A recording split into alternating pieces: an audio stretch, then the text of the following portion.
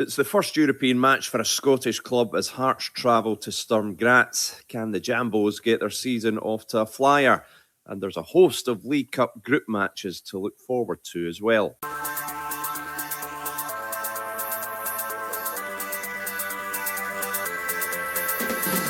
Hello, I'm Andy Burke and this is the Scottish Football Podcast. All the news, views and analysis you need on Tuesday the 21st of July. And we've got continental competition to whet your appetite. It was a really nice few weeks already with the boys. They were eager to learn, and it's always nice as a manager to see this happening and that they go full on the pitch and put everything in it there. Hearts travel to Austria for a testing encounter with Sturm Graz. How have Wouter Vrancken side recovered after a dramatic summer? It's 1986 revisited for Hearts, who have sat top of the league for all but one of the last 250 odd days. But surely this all points to exciting times ahead for them. And are the Jambos ready to go for European glory? Plus, there's a small matter of 15 League Cup group stage matches this evening. Right down the middle this time. Keeper goes to the left, he goes down the middle. 3-0, St Johnstone, Jamie Gillan, who come on to sub at half time with his second of the day. Everything you need to know right here. The Scottish Football Podcast from BBC Sports Scotland. Great to be joined this morning by Ryan McGowan, former Hearts defender. Ryan, how are you getting on? Yeah, very well, thank you. How are you? I'm good. And Mark Atkinson, Scotsman sports editor. How are you doing this morning, Mark? I'm good, Andy. Thank you. Right, the World Cup is all done and dusted and squared away. We're back to all things Scottish football, and we're going to start with Hearts back in competitive action. And this looks like a tough task, Mark. What are we expecting from Sturm Graz this evening? Yep, a trip to Graz for Hearts awaits in the second qualifying round of the Champions League. They finished second in the Austrian Bundesliga last season. Very experienced European team. In fact, I think they played in a main phase of European competition for the last 4 years, including Champions League and Europa League. They are managed by Fabio Ingolic. They are pretty strong at home at the Merkur Arena, a stadium just shy of 17,000 people. They are very driven to get back to the top tier of European football. They played against Rangers and Celtic last year. They know Scottish football well. And they've been very complimentary about Hearts, but there's a quiet confidence from within Sturm Graz that they can get this tie done. They probably are favourites for it, but you could argue that Hearts could have had an awful lot worse.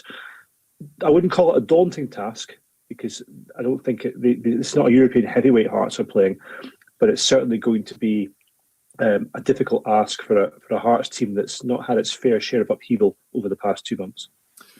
Yeah, to say the least. And I suppose on that point, Ryan, where do you feel Hearts are right now? Because it was such a dramatic and painful end to the season, and we know what's happened over the summer with losing their manager, Derek McInnes, and captain Lawrence Shanklin to Rangers, and some other key departures, Cammy Devlin among them. I mean, where do you see Hearts being at right now? Yeah, I think obviously they'll be disappointed that they've lost their top goal scorer and their manager, who was a couple of minutes away from winning the league. But I think with the way that Hearts are wanting to progress as a club and wanting to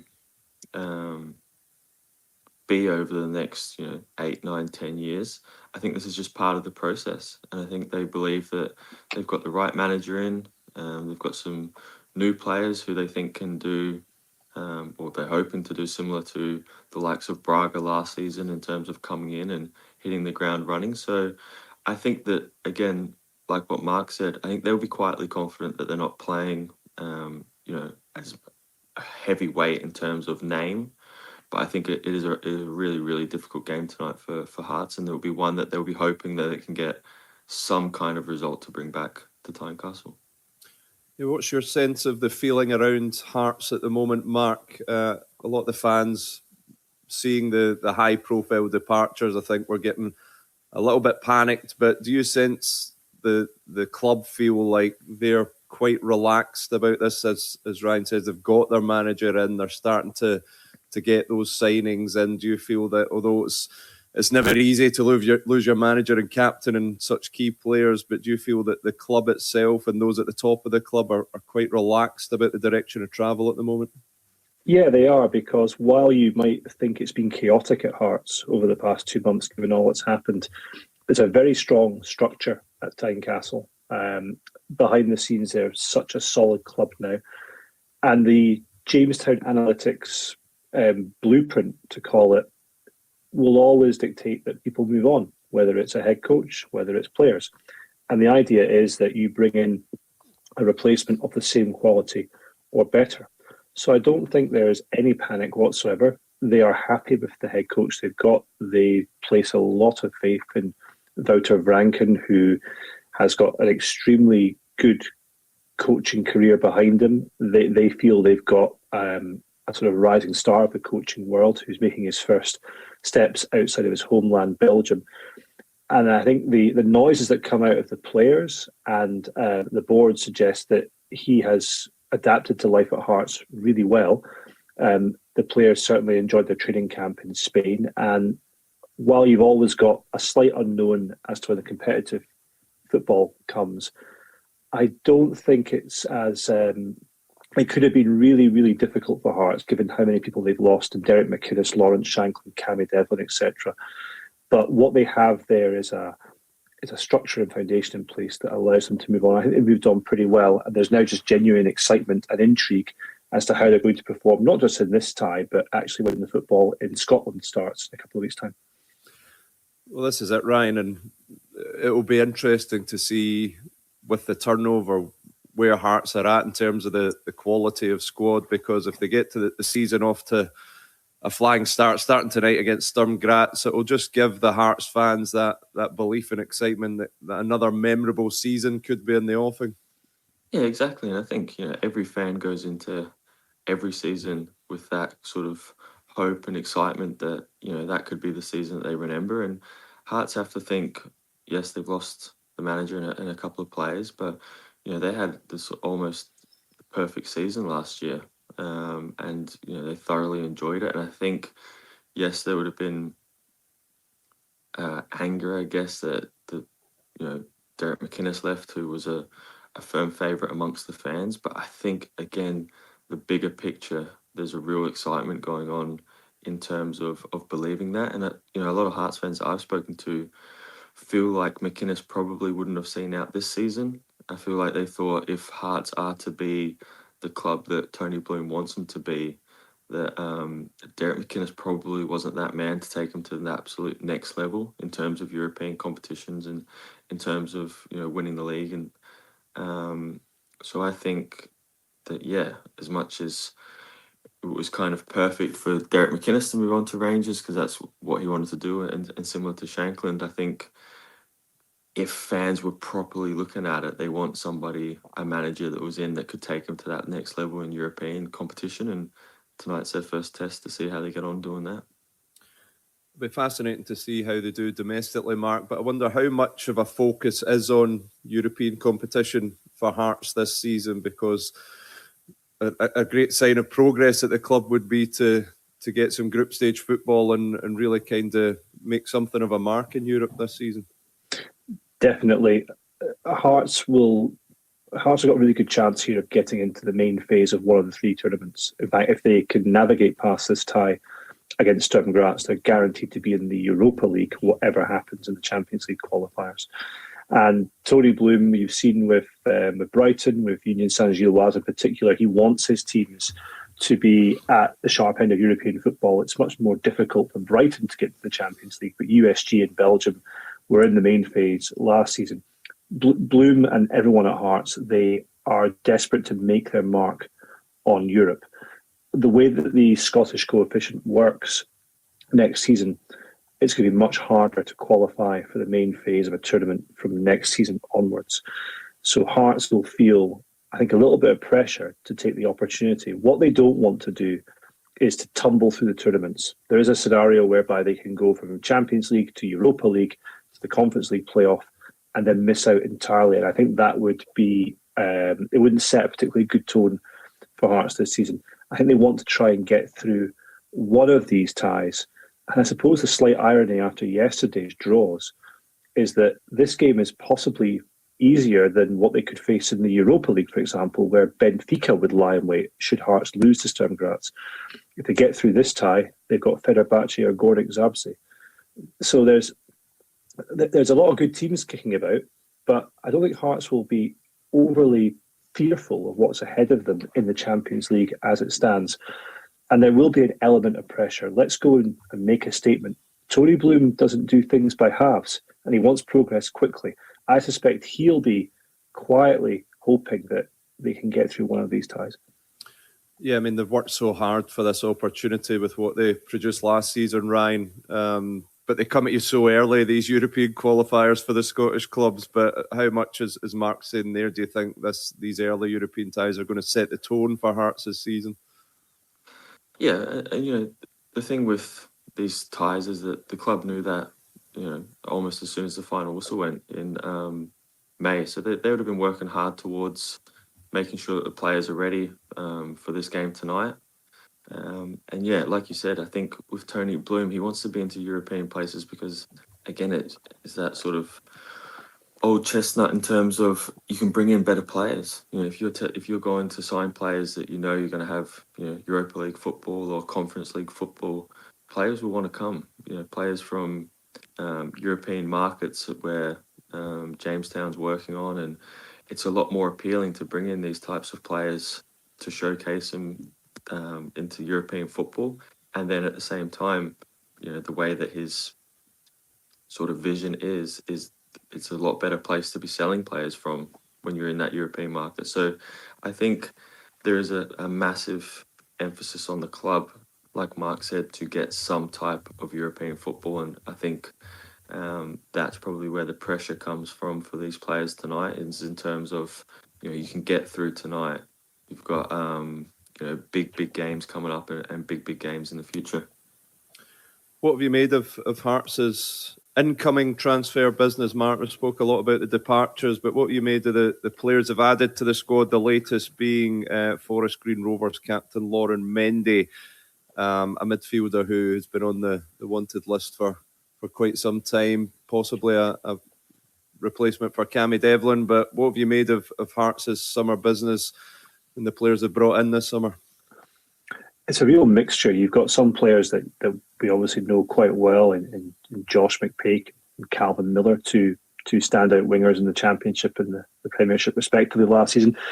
And then you've got the unknowns, the Jamestown unknowns. I mean, Tom Renault, who's been playing in the third tier of French football for the past 3 seasons, has come in and by all accounts has been very impressive in pre-season. Amadou Bassi came from Rouen in the same league. They've actually gone down sort of French-Belgian market this summer. They brought in also Sabri Guendouzi, who I think a lot of people are quite excited about from Earshot. A lot of these players people haven't heard of. MJ, Kamson, Camara, Malachi, Fagan Walcott, the 2 new centre-halves. Again, I don't think people would call them household names. At Hearts don't go and get players that people are particularly aware of. That's the whole Jamestown point, that you're unearthing these diamonds. And I think all we can really say is that you look at what's happened over the past 12 to 18 months, our sample size, Jamestown have brought in some really, really good players, and they brought in some players who haven't quite managed it. But Jamestown don't mind that. They're happy to take a couple of risks because they have faith in the model that they will get a Claudio Braga or an Alexandros Kizaridis among potentially someone like Islam Chesnikov, who didn't quite make it for whatever reason. So you can only really judge these Hearts players when you see them in the flesh, because there's such limited information about them. What you hear behind the scenes is that most, if not all, of these summer signings have impressed, that they've acclimatised quite well. They played Rayo Vallecano in a friendly on Friday night. Amadou Bassi scored 2 goals. He's a big target man striker. Tom Renault impressed. I think Guendouzi was very lively. So these players have so far, in the month or so they've had at Tynecastle, they have caught the eye. And there's a genuine optimism now at Tynecastle that majority of players they bring in through Jamestown will be a success. The one caveat is how they react to the Scottish market, the Scottish football, which is quite unique. But by and large, I think Hearts have done good business. 8 signings, a 9th to follow in Mendy. And they've got it done early, which I think is important. Ryan talked about how they've known since May that they have these fixtures. They've not hung around. To get that number of players in the building and the head coach so quickly is a feather in their cap. And how important, Ryan, is it? Mark mentioning there one of the big Jamestown successes, Claudio Braga. He absolutely lit it up last season. He says he's happy at Hearts. How important that they hold on to him before that transfer window closes.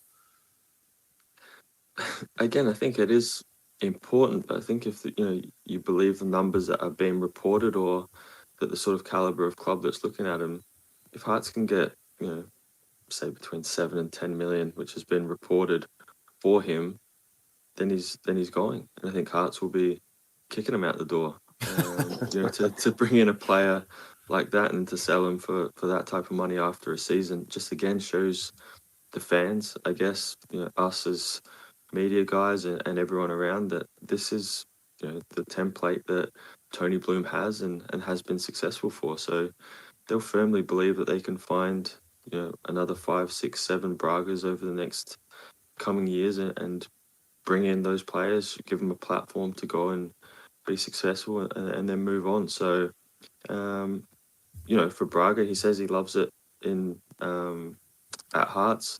Edinburgh's a wonderful city to live in, and if he has Champions League, possibly Europa League group stage games, then there's no reason why he wouldn't be happy to stay here until a certain bid comes in and he gets told to move on.